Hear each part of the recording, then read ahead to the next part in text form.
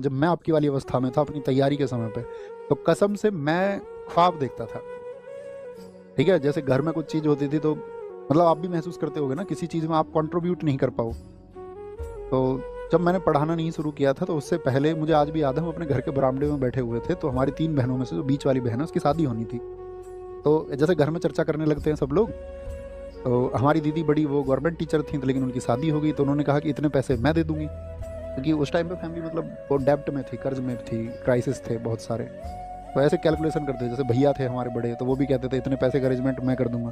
तो मेरा, हमारे चाचा और हम साथ रहे हैं, मतलब हमारी चाची जी एक्सपायर हो गई थी, तो हम 5 भाई बहन और हमारे चाचा के तीनों लड़के, हमारे मामा की लड़की और हम, मतलब हमारे माता मम्मी पापा ने हम 9 लोगों को परवरिश की, है ना। तो पढ़ाया बढ़ाया सबको अच्छे से, कोई भेदभाव नहीं किसी के बीच में। तो जो मुझसे छोटा उसका सिलेक्शन हो गया था एयरफोर्स में, और हम फंसे हुए थे, है ना। तो वो भी मतलब उसने भी बताया, उसने भी अपना कंट्रीब्यूशन बताया। लेकिन मुझे आज भी याद है वो स्थिति कि मैं बैठा हुआ ये सोच रहा हूँ कि मैं इसमें कुछ कंट्रीब्यूट नहीं कर पाऊंगा, इसमें मेरी भागीदारी नहीं हो पाएगी। अब शायद इस बात को मैं आपसे मुस्कुराते हुए कह सकता हूँ, लेकिन उस समय का वहाँ बैठे हुए उस स्थिति में, उन दिनों की मानसिक स्थिति अब तुम सोच सकते हो, है ना। तो ऐसा होता है, तुम भी उसी स्थिति में होते होगे, बहुत सारे लोग बहुत सारी चीज़ों में कंट्रीब्यूट चाह के भी नहीं कर पाते होगे। लेकिन क्या करें, हमें आगे बढ़ना पड़ता है, मेहनत करनी पड़ती है और चीज़ों को सिद्ध करना पड़ता है।